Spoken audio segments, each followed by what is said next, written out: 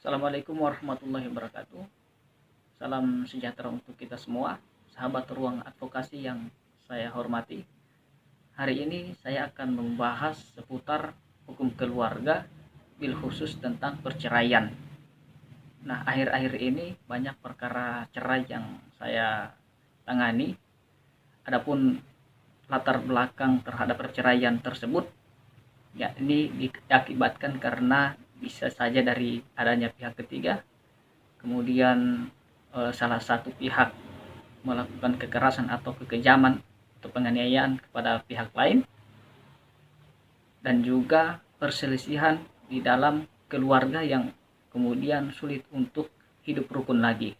Nah, saya akan memberikan tips bagaimana agar hubungan keluarga bisa rukun lagi dan tidak terjadi perceraian, dan bagaimana perceraian tersebut tidak dikabulkan oleh majelis hakim pengadilan agama. Ini tipsnya.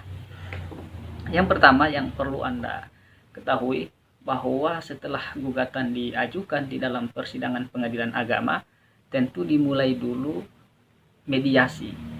Mediasi adalah sebuah kewajiban berdasarkan ketentuan peraturan Mahkamah Agung, yakni Perma nomor 1 tahun 2016 yang mewajibkan mediasi sebelum pembacaan gugatan.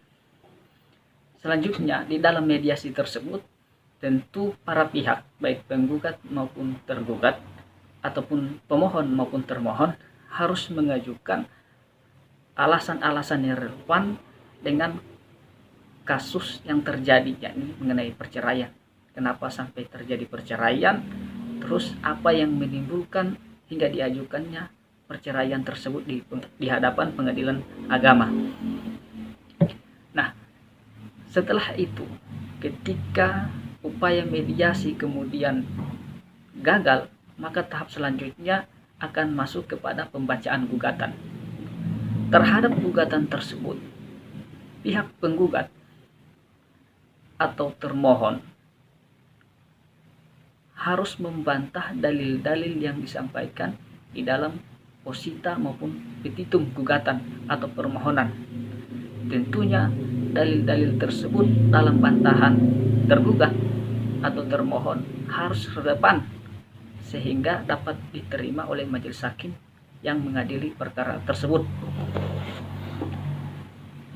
Adapun dalil-dalil bantahan itu dapat berupa mengenai eksepsi atau tanggapan atau bantahan dari pihak tergugat atau termohon terhadap dalil-dalil yang disampaikan dalam gugatannya oleh penggugat atau pemohon. Kemudian harus membantah terhadap dalil posita atau petitum yang diajukan oleh penggugat maupun pemohon, yakni apakah dalil-dalil yang diajukan pemohon itu relevan tidak dengan kejadian-kejadian yang terjadi sebelum diajukannya perceraian. Setelah kita membantah semua dalil-dalil gugatan penggugat atau permohonan pemohon, kita harus menghadirkan saksi. Tentu saksinya masih dalam ada kaitannya dengan keluarga atau masih ada hubungan keluarga. Nah, perlu dicatat bahwa ketentuan saksi keluarga atau yang ada hubungannya dengan keluarga ini di dalam ketentuan Het Herjin Inlands Reglement atau hukum yang berlaku di Jawa dan Madura maupun Reglement Burgerlijk Kristen atau hukum yang berlaku di luar Jawa dan Madura, ketentuan saksi dalam keluarga itu tidak bisa diterima di dalam hukum tersebut. Namun ada hal-hal yang bisa dipertimbangkan seperti yang dimaksud di dalam ketentuan pasal 19 Peraturan Pemerintah Nomor 9 Tahun 1975 atas pelaksanaan daripada Undang-Undang Nomor 1 Tahun 1974 tentang perkawinan. Di dalam pasal 19 tersebut, yang dapat diajukan sebagai saksi di dalam keluarga itu terkait dengan kasus perselisihan di dalam rumah tangga yang tidak bisa hidup rukun lagi atau yang tidak bisa disatukan lagi. pihak keluarga lah yang akan menjadi saksi atau yang dapat kita ajukan saksi dalam perkara perceraian tersebut.